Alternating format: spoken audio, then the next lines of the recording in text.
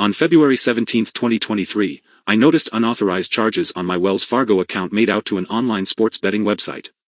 I immediately took action by notifying my bank about those charges as fraudulent charges and filed a claim. I filed a police report and I looked up the merchant who the charges were made out to and wrote them an email notifying them about the fraudulent activity taking place and advised them to investigate the matter and provide me with any related information regarding the account if possible.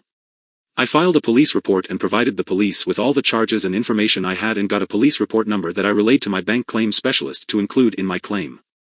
The Wells Fargo bank representative assisting me with the claim filed a fraud claim with me over the phone including all the charges totaling $17,450 and advised me that Wells Fargo will freeze the account and make sure nothing else gets charged to my account. I was given a reference number referencing the freeze and instructed me to make an appointment with a banker to set up a new account with a new account number.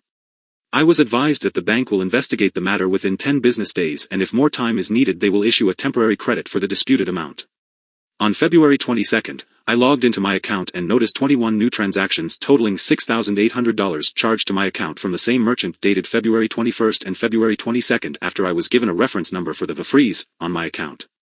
I was devastated and called the bank to inquire about the new charges given that my account was supposedly frozen. I was given someone else to speak to that seemed to have no knowledge about the freeze or what's going on, then transferred me to online banking who also had no idea about the freeze, gave me misleading information and transferred me back to the claims department where they asked me the same questions as if I am starting the whole process from scratch. It was very frustrating, so I then decided to call the next day and escalate the call to a higher rank specialist with no help or results other than the standard statements read to me previously. On February 24, I called the bank again and reached a claim specialist. I explained my case and I was advised that I will be issued a provisional credit to my account within 24 to 48 hours, which gave me some hope and relief. On business day number 10 of filing the claim, I still had not seen a provisional credit to my account, so I called the bank again and was told someone will give me a call within 24 hours. Nothing. I called the next day asking if I can speak to whoever is in charge of my claim, and was promised another call back in the next 2 hours. Nothing.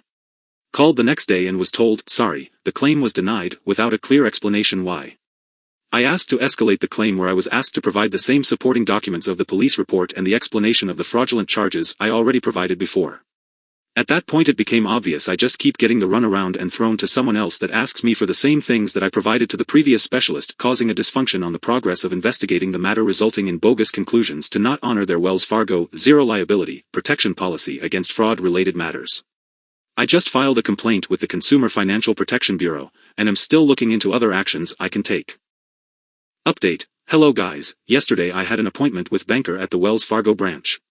What he did is exactly what I had to do the previous 5 times. He called the same number that I called and was given the same runaround as I was given. Even he was frustrated with the negligence. I did, however, get him to ask them what steps did they take to come up with the conclusion that these charges are authorized, and they said we can send in a letter via mail with all the evidence, which takes 30 days to arrive. There's no way to expedite that letter or email it to me or the banker. We escalated the call to make sure and see if there's anything the higher-up rep can do and to confirm if the letter was put in by the previous rep to be sent out, and sure enough the previous rep hadn't put it in correctly.